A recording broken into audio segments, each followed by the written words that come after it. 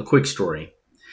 A 25-year-old police officer in Santa Monica, California, was chasing a thief down a road.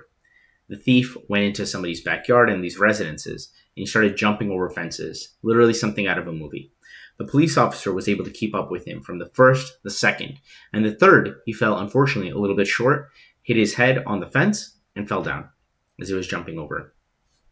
Now, this diagnosis led him to the emergency room where he faced a gash, a little trauma. And so he got an x-ray completed. The x-ray revealed a small tumor in his throat. And as he went through more testing, the doctors put him on chemotherapy. And the chemo was helping him slightly, but it was detracting from a large quality of life. He went to a variety of different physicians. And then finally, one oncologist recommended him to do a NGS, next generation sequencing test, which can find the biomarker that may potentially be driving this cancer. That's a good story, and I think it's inspiring for me, and I end up knowing this individual personally. But I want to make this video to talk about next generation sequence testing in oncology specifically, and shedding a little bit more light about it, and especially encouraging oncologists, because I've seen the data, and oncologists take this with a full grain of respect that I have for you, admire the work you do. But not all oncologists are still taking advantage of some of these innovations in next generation sequencing testing. Now, let's explain just very briefly about what is NGS testing, or next generation sequencing testing. Essentially, it helps to find genetic mutations that may be a biomarker that is driving your specific type of cancer.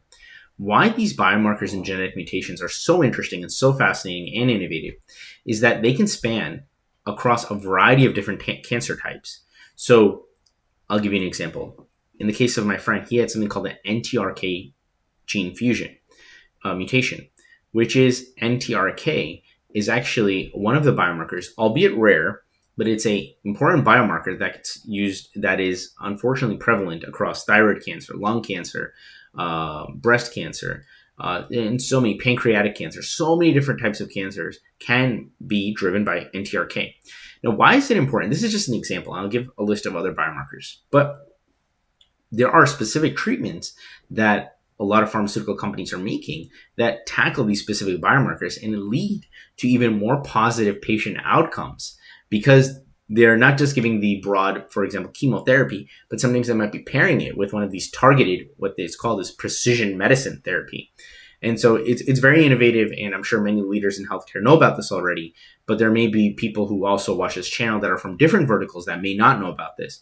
So I wanted to shed a little bit of light on it.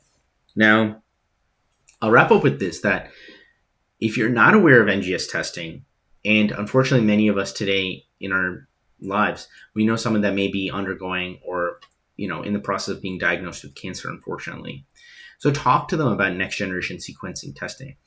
As you know, I'm a big advocate that as leaders in healthcare, we are responsible for impacting our inner world first, and then expanding our impact outside and broader world. So in your family and friends, talk about NGS testing. We need to increase the awareness of this.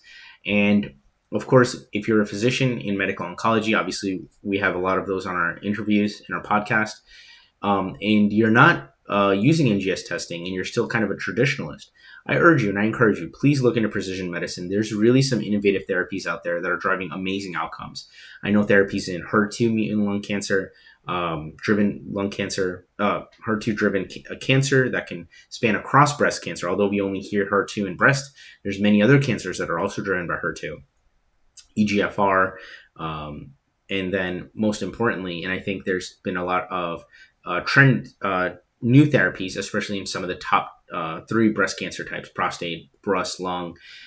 So I urge you, if you're a medical oncologist, please look into NGS testing. There are many therapies that are working, but precision medicine has advanced very far.